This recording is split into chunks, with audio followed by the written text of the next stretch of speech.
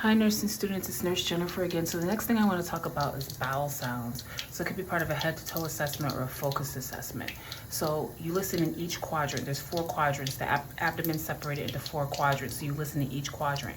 To determine the patient has no bowel sounds, you would have to listen for 5 minutes in each quadrant. So to determine that there's no bowel activity at all in the GI tract, you have to listen for a total of 20 minutes, 5 minutes in each quadrant. And you'll learn that in nursing school.